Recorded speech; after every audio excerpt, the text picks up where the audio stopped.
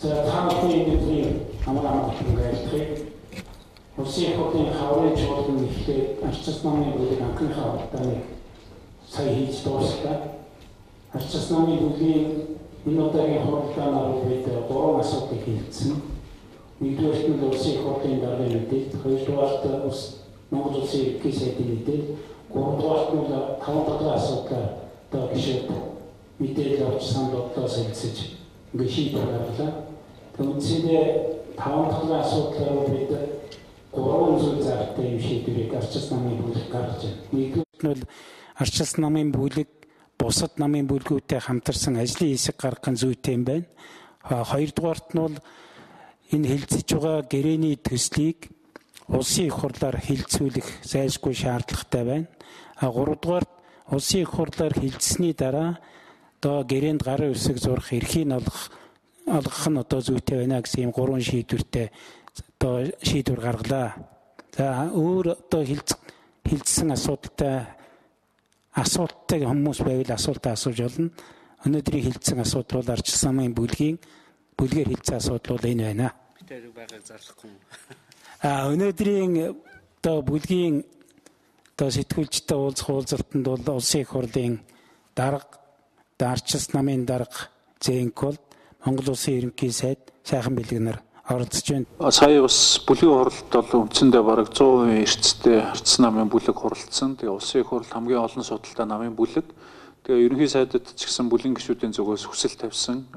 Ер нь энэ 5-7 хилцээртэй холбоотой зүйл залтуудаа нэлээд их хурал дээр орж иж тайлбарлаж таниулж өгөөч гэдэг хүсэл тавьсан.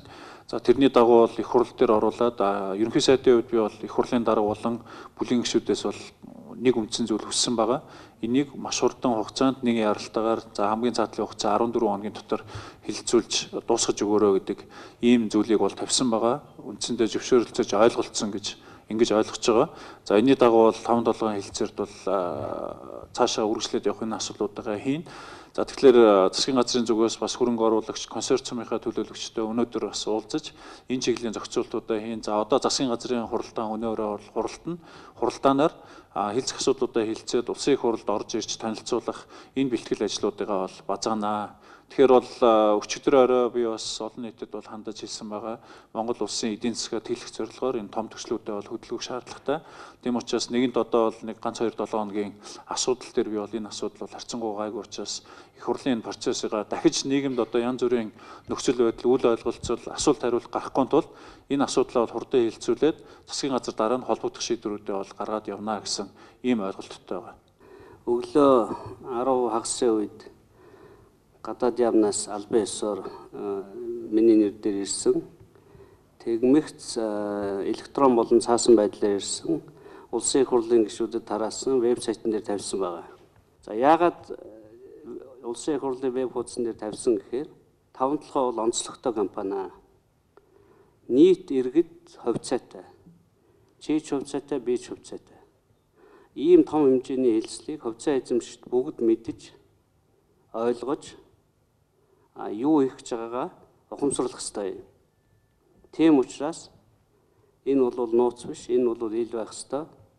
Засгийн газрын хийж байгаа хилцээр бол эхнээс нь л ил байлгахыг шаардсан. Тэгээд одоо үр дүнд хүрч байгаа. Яг гарын үсэг зурхад бэлдсэн гэрээг бол монголчууд та бүхэнд иргэдтэй ил болгож байгаа нэ. Тийм учраас ерөнхий сайдыг өргөн барьсан тохиолдолд улсын их хурл бол цаг алдахгүй хэлцэж гарын үсэг зурх эрхийг олгох ийм ажлыг бол хийнэ.